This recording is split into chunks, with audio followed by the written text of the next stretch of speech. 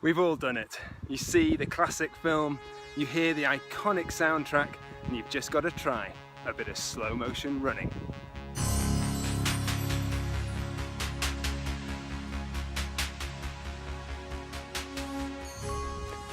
I'll never forget years ago my dad ushering me into the living room and saying that there was a film on TV that we just had to watch. It was Chariots of Fire, and I have to say, from the very first moment that classic soundtrack kicked in, I was hooked. If you remember, the film tells the true story of two sprinters in the 1924 Olympic Games. Harold Abrahams, an ambitious Jewish sprinter who was studying at Cambridge University, and the man they called the Flying Scotsman, Eric Liddell, whose family were Christian missionaries in China, and he was probably most famous for dropping out of the 100 metres during the heats, because one of the heats was to be run on a Sunday and he refused to run on a Sabbath day.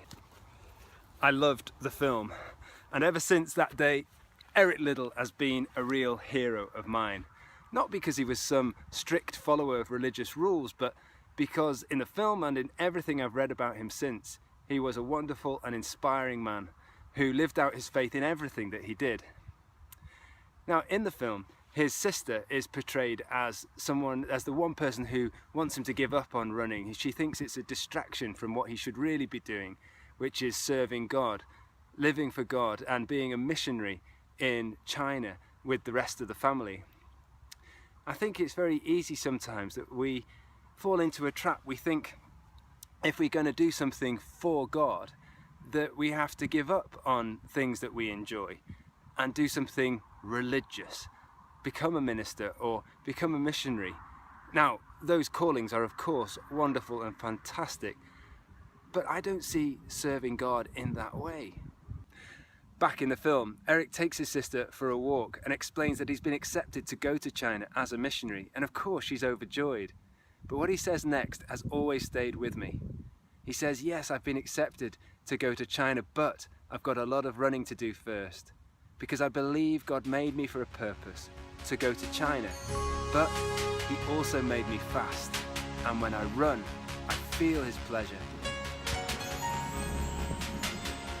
Eric went on to win gold in the 400 metres at the Paris Games of 1924, an event that wasn't even his best, and an event apparently that until that time was treated as a middle distance race. It was only when Eric came along and treated it as a sprint that things changed.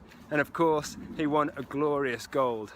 And yes, he then went to China as a missionary. And there are so many wonderful stories of how he served people and cared for people and encouraged people there, especially during the Second World War, when Eric and many others were put into a Japanese detention camp. Winston Churchill even arranged a prisoner swap to get this Olympic hero home and out of the prison camp. Eric gave his place to a pregnant woman and died in the camp, aged just 43.